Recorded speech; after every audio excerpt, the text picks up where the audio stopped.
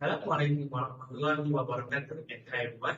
Today, we're going to present to you guys about MFRS 8, operating segment, and MFRS 134, interim financial reporting. First, we have to know and understand what is the core principle of MFRS 8. So, the core principle of MFRS 8 is it has user of financial statement to assess better the nature and financial effect of business activities, and also understand better the economic environment in which the entity operates. So, what is operating segment? Operating segment is a component of an entity that engages to business activity from which it earns revenue and income expenses. Most operating results are linked by the operating decision maker to make decisions about resource allocation and performance assessment. Always is paid or separate financial information is available. Your segment of startup operation that's all the characteristics that it has not yet obtained may be considered as operating expenses. HQ and level benefit are not operating segment. Next, let's talk about the key role in organizational strategy. I will briefly explain the concept of the chief operating decision maker or COEM. This role carries responsibilities that are vital for effectively managing company with multiple operational segments. A COEM is the key person in a company who assess the performance of various segments and then decide how to allocate resources accordingly. Their role is critical to ensuring each part of the business get the attention and support it needs. Example for COEM. Inside the Berhad, the major commercial conglomerates include industrial, motors, and logistics that listed in South Asia. Having effective leadership to make a centralized strategic decision is absolutely vital. And inside the Berhad, the Chief Executive Officer (CEO), Dr. Jeffrey Davison, takes on the role of the primary COEM. He is responsible for overseeing the company, setting the vision, and making a high-level decision. Other COEM is Chief Financial Officer CFO Muhammad Nur Abdul Aziz. Inside the Berhad, who handle the financial reporting risk management and maintaining financial stability. The CFO plays a crucial role for advisory role, providing financial insight that help the CEO and board make an informed decision. On to the segmental reports. In MFRS 8, segmental report help the COEM make informed decision.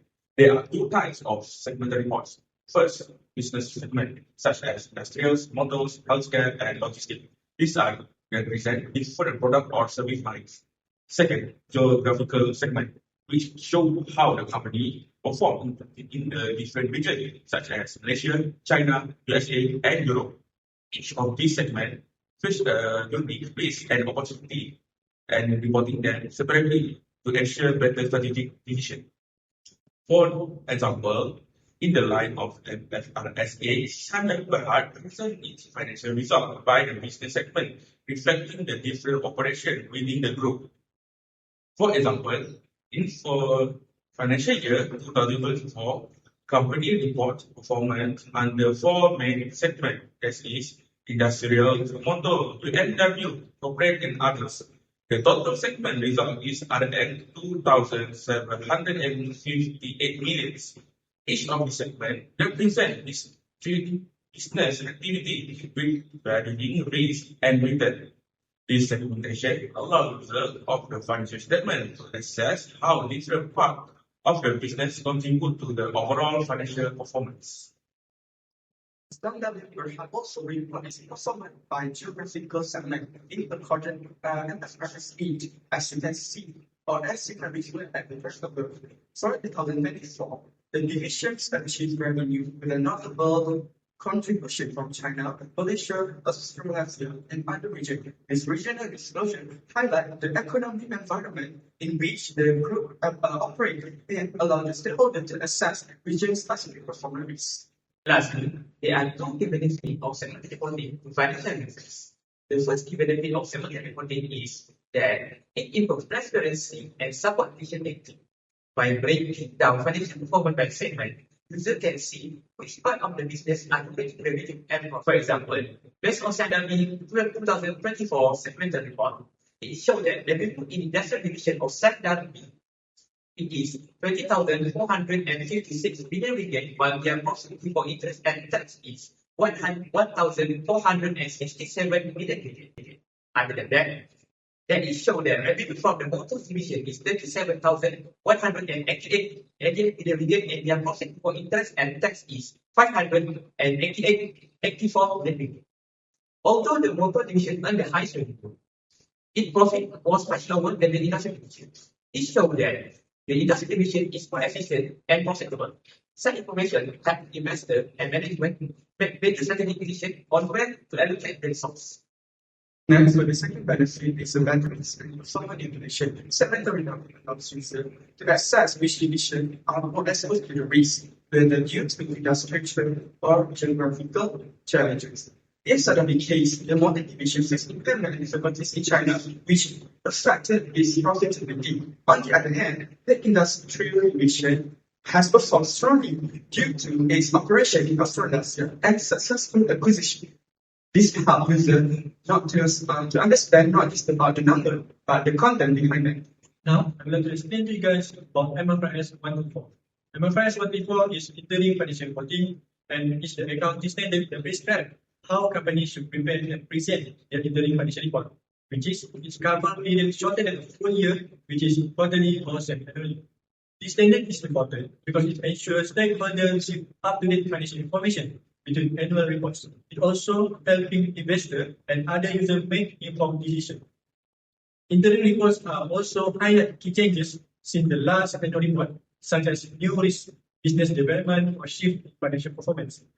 Under MFRS 124, a complete interim report must include 4 key statements, which is statement of financial position, statement of profit or loss, statement of changes in equity, and statement of cash flow. Additionally, company must also provide selected explanatory notes explaining significant event, accounting policy changes, or seasonal trend affecting result. By standardizing the reports, MFRS 134 promotes transparency, comparability, and trust in the financial reporting critical for maintaining investor confidence. There are lists of event and transactions that affect the key financial statement.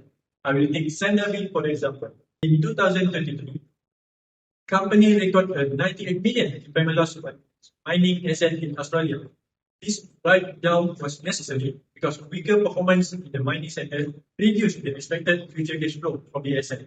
As required by MFRS 124, this material impairment was clearly disclosed in their financial statement, showing how it decreased profit before tax by 98 million and reduced the carrying value of the asset on the balance sheet. The second event is Sandabi identified and corrected 15 million tax understatement from 2022 related to Asian tax center. This error occurred due to incorrect interpretation of tax regulation. Following MFRS 124 guidelines for prior period adjustment, the company properly accounted for this by adjusting opening rated earnings rather than current profit, with no impact on cash flow since the tax and already been paid last year. Let's move to the interim financial report for the Sandabi as fourth quarter of 2024. It contains 4 different statements, which is statement of financial position, statement of profit or loss, and uncompensated income, statement of cash flow, and statement of changes in liquidity. As you can see, 4 statement of financial position is as at 30 June of 2024, but it's compared to the prior year, which is 30 June of 2023. For SOPL, it has 2 different dates, which is end for 3 months, which is from July 2023 until June 2024, which is compared to the prior year, which is July 2022 and June 2023. So another one, which is ending in 12 months, which is covered a year, which from July 2023 until June 2024. It also compared to another prior year, which is same to the previous one. And for SOCF and SOIE, or changes in equity and cash flow, it has the same thing, which is from July 2023 until 2024, which is compared to same to the prior year, which is July 2022 to June 2023. That's all from us. Thank you.